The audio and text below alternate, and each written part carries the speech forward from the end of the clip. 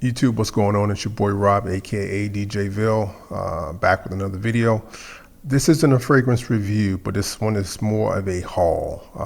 Pretty much winding down 2019. Got all my purchases, nothing else is coming through the door.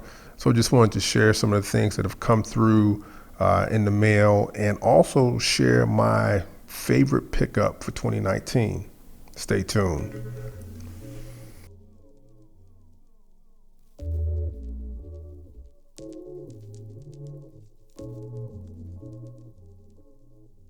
All right, I'm gonna kick this one off with my favorite pickup from 2019. That is Paco Rabanne Pour Homme. This is a 2003 release. The perfumer is Olivier Cresp. Why do I like this one so much? One, it's so slept on. Nobody talks about this fragrance. I've only seen 2 reviews on this one. One was by Chris from Scentland. The other one is from Robes 08, Mark Robes 08. They both had good things to say about the fragrance. And what I love about this fragrance is that it's so simple. It's so simple, yet it's so well done. And, you know, my dad wore the original Paco Rabanne. And I want to say that fragrance dropped in the early 70s. And this one came out in 03. It's a huge gap, man, between these two fragrances. And they don't really have a whole lot in common. There's certain things that, you know, are in both fragrances, but this is almost like, you know, big brother, little brother, 20 years apart. They didn't really grow up together. They didn't really hang out too much, kind of that type of thing. This fragrance to me is timeless. It's a timeless green fragrance. It's like a pine / fir resin type fragrance, but it's also got like vetiver. It's got basil. It's got some orange blossom. It's got a wateriness to it. Clean, fresh. It's got good performance. It's just simple, well done. To me, I really love it when I see a fragrance that's simple, but it's very well done, you know, executed very nicely. And it's one that I don't understand why it's not like a classic. Like, people are not talking about this. This isn't like a vintage classic, because this one to me is really like, it's a great fragrance. Listen, I bought the 1.7, 2 or 3 days later, I bought the 3.4. Just because I was like, wow, I want to get a bottle of this before the prices start going up. So this fragrance, I don't believe is in production any further, but you can still find it. I found mine on eBay. I buy a lot of fragrances on eBay, but I say do it if you feel comfortable and you kind of know the tricks on how to purchase. But it's out there. If you want to pick it up, you can find it. But my favorite pickup from 2019, Paco Rabanne Pour Homme. Okay. So getting into additional fragrance purchases I've made, one from the house of Issey Miyake, and I didn't really have any, or I've never had an Issey Miyake fragrance in my collection.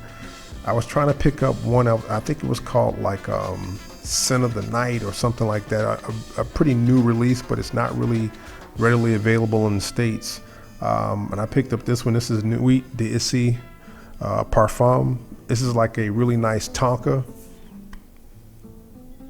It's nice. To me, this is a well done, mainstream type tonka fragrance, and I'm happy to have it in the collection. I picked it up for like about 27 bucks.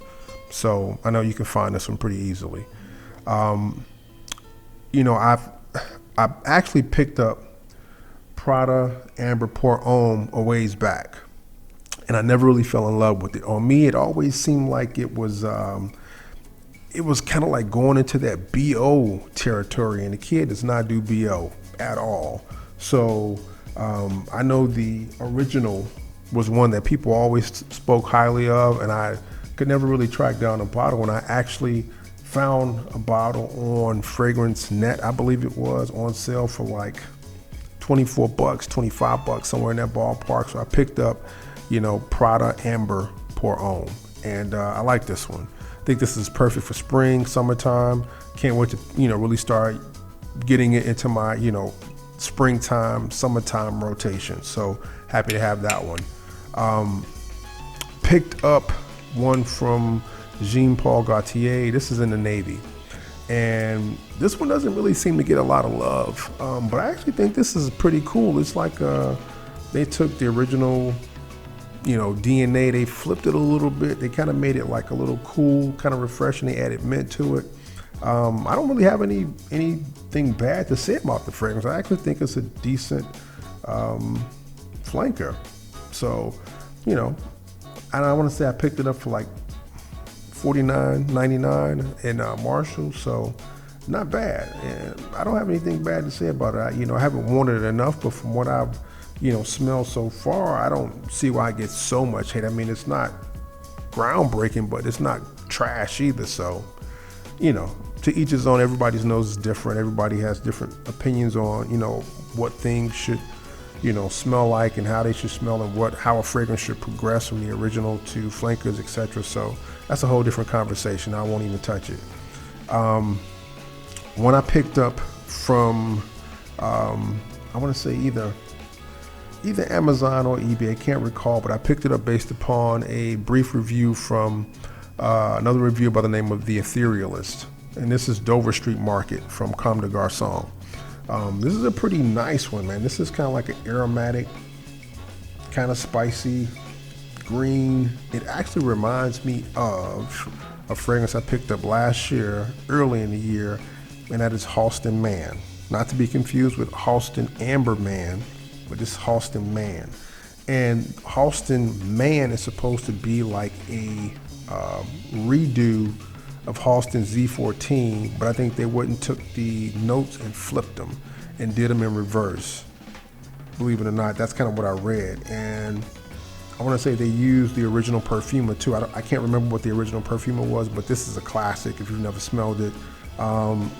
It doesn't smell dated at all. So, I mean, Dover Street Market is just, I'm not gonna say it's exactly the same. I know they've got their own little individual characteristics, but as soon as I smelled it, I was just like, wait a minute, this smells like something I've got. So happy to have it in the collection. I know it's gonna be a good performer, and hopefully in the future I'll get a chance to do a more thorough review of it. So Dover Street Market from the house of Comme des Garcons. What else do I have here? One that I picked up based upon a review from Simply Put Scents. This is from the house of Hermes. This is Eau des Merveilles Bleue. And I want to say he stated this was like a female fragrance actually. And I blind bought it. I trust E, and wow, this is a really nice fragrance. And I mean, at best it's unisex. I think it's kind of a masculine type fragrance, but it's so clean that it can go either way. It can go right down the middle. A woman could wear this easily, but I see this more as being a fragrance a man would wear. But it's a really clean, almost watery like fragrance. It's like really refreshing, really uplifting. Definitely one you can rock in the warm weather. And it's better than I expected. So I'm happy to get it. I bought it used. This is a 1.7 bottle, and it's kind of unique because it kind of sits on an angle, and it also has that kind of Midnight in Paris vibe. I don't know if you can even make that out on the camera, but it's kind of got that sparkly, shimmery type background through this like bluish tinted glass. So really nice one. I'm happy to have this in the collection. I want to say I paid about $45 for this used. So hey, I'm happy to have this one. So Hermes Eau des Merveilles Bleue. Another one that I picked up based upon a review.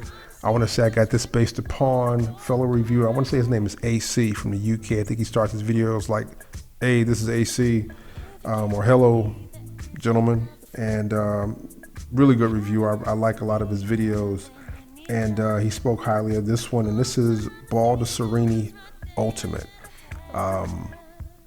This is a different fragrance, and actually it reminds me of something that I used to have back in the day. I can't put my finger on it just yet, but it's kind of got this kind of like spicy, aromatic,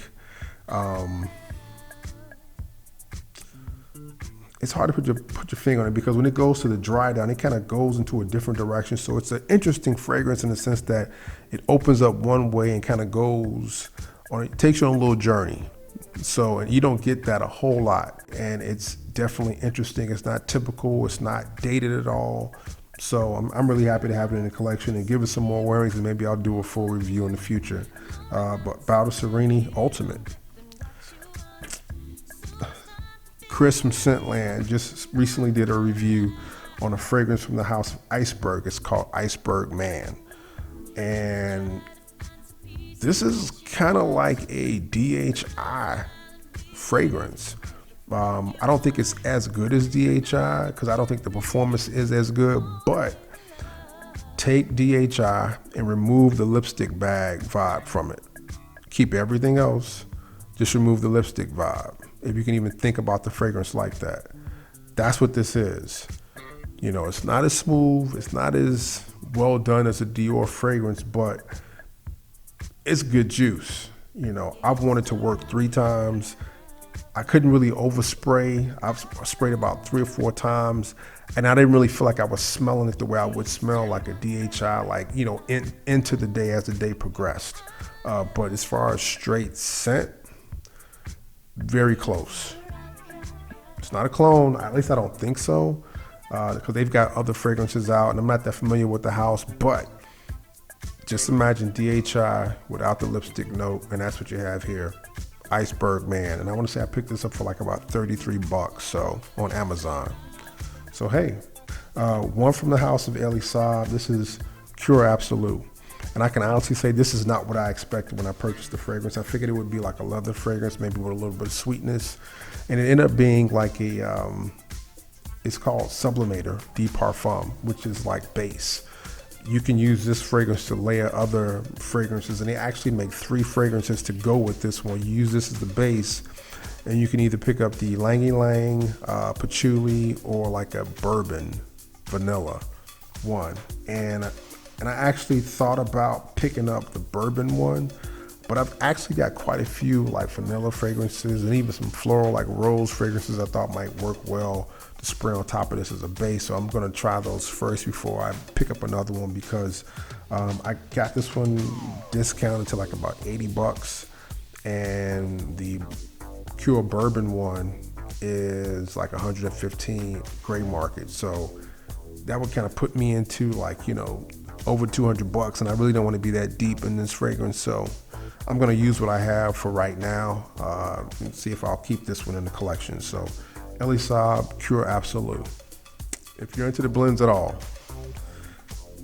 this is a really nice one. The best blend I picked up so far from the house of Duo fragrances. This is Caribbean Supernova. This is a blend of Virgin Island water and Elysium by Roja Dove. Elysium is pretty strong in the opening, but the coconut from Virgin Island water pretty much lasts throughout the whole life of the fragrance. Really well done. Definitely a compliment getting, in my humble opinion. If you've never tried it out, you might want to try this one out for the warm weather. Caribbean Supernova from the house of Duo fragrances. Last but not least is one from Ermenegildo Zegna, and this is Peruvian Ambrette. I've been like pushing this one back and pushing this one back, and I finally pulled the trigger. This was on sale at a website. I want to say it's called like Fragrance CA. They're from Canada. This was marked down to like about, I think $70, $60, something like that. And it's got a different vibe. It's almost like a oud and like oil smell to me. It comes from this Ambrette seed. I did a little bit of reading up on this one before I pulled the trigger, and everybody kind of, you know, dubbed this as a kind of an interesting fragrance. So I agree. This is a definite interesting fragrance. This is not your typical commercial, everybody loves blue / aquatic fragrance. This is definitely kind of a darker, more mysterious type vibe, but one that's not going to appeal to everybody. So